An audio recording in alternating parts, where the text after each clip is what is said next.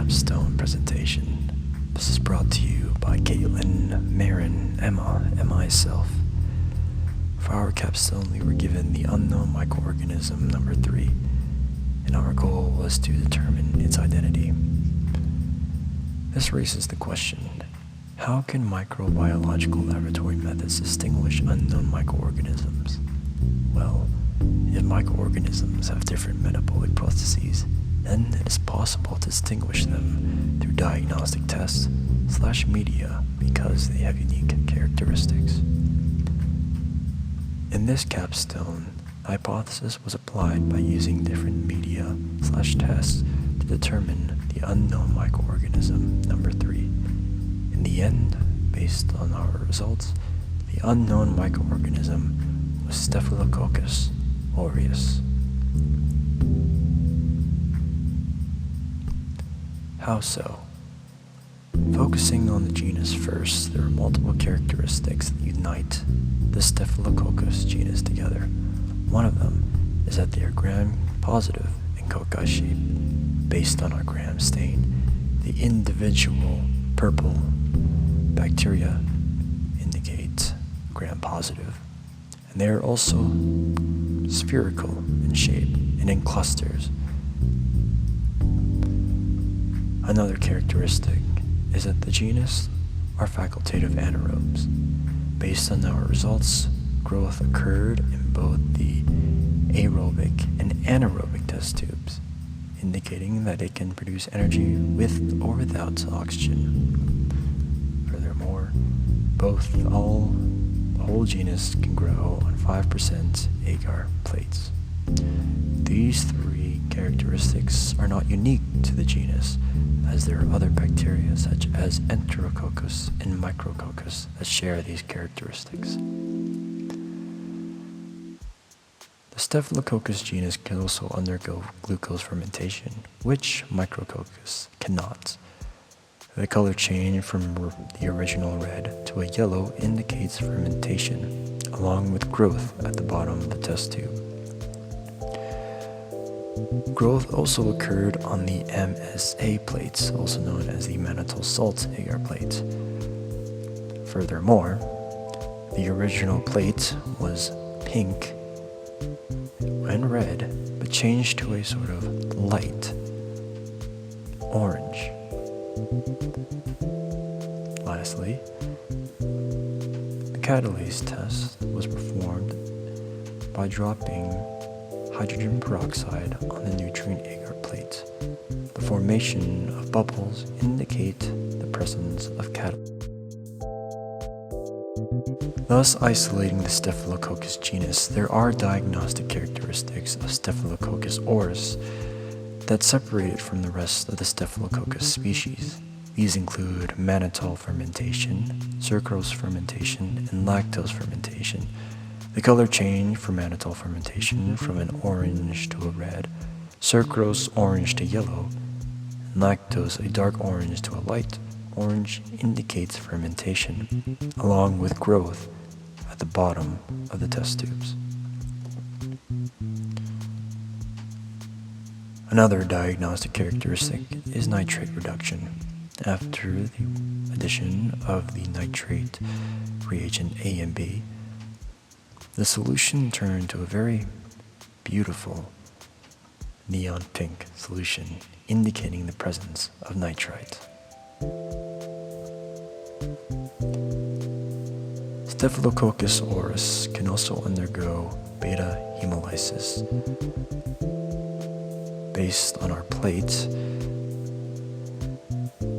the light areas in the middle of the plate indicate hemolysis compared to the edges that are dark red. Also unique to the bacteria are the appearance of yellow colonies. Staphylococcus aureus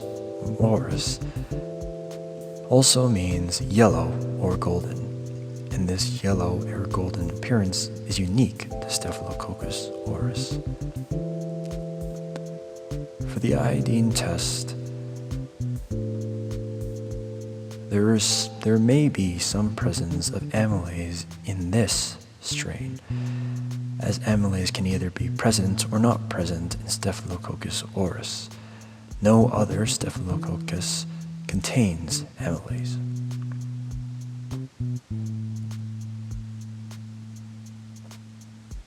According to our biolog tests, both confirm the presence of Staphylococcus aureus, one with 93% and the other with 94% confidence.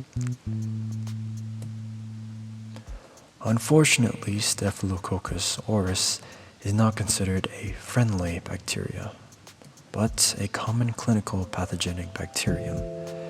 The bacteria is found on the human skin and in nasal passages or other mucous membranes, and is also a cause of a number of infections.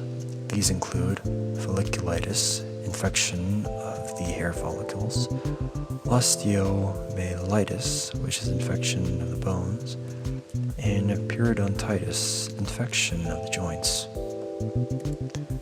Staphylococcus also contains multiple virulence factors that contribute to its infectivity. These include biofilm formations, which means that it includes persister cells, extracellular DNA, and communication pathways that contribute to biofilm. Staphylococcus aureus can also produce a sugary capsule. This sugary capsule can hide antigens, thus camouflaging the bacteria from the immune system. Interestingly, unique to Staphylococcus aureus is the staphyloxanthin. This staphyloxanthin is the yellow pigment observed in the nutrient agar plate earlier. Staphyloxanthin is an antioxidant for singlet oxygen and other reactive oxygen species, along with catalase, which breaks down hydrogen peroxide, which prevents the production of reactive oxygen species. This is an effective defense mechanism against the host immune system. Lastly, Staphylococcus can also produce toxins that can interfere with immune cells' plasma membranes, thus killing the leukocytes. The best form of treatment for most strains of Staphylococcus aureus is penicillin. However, there is one strain that poses a major threat to public health, and that is the MRSA strain. The MRSA strain, or the methicillin-resistant Staphylococcus aureus, is a major pathogenic strain for healthcare-associated infection. Most of the Staphylococcus aureus infections are due to this MRSA strain. What makes MRSA strain so effective is that it contains the MEC gene. This gene codes for the penicillin binding protein 2A. This enzyme produces the peptidoglycan cell wall. Unfortunately for us, this enzyme has lower affinity to beta-lactams such as penicillin. Therefore, penicillin and other penicillin-like antibiotics are ineffective against this MRSA strain. However, there is a little bit of hope, as the best antibiotic other than penicillin is vancomycin. Vancomycin. This antibiotic can disrupt the production of the peptidoglycan cell wall better than penicillin. However, there is the potential drawback as the body poorly absorbs this antibiotic. That is it. Thank you for watching and listening.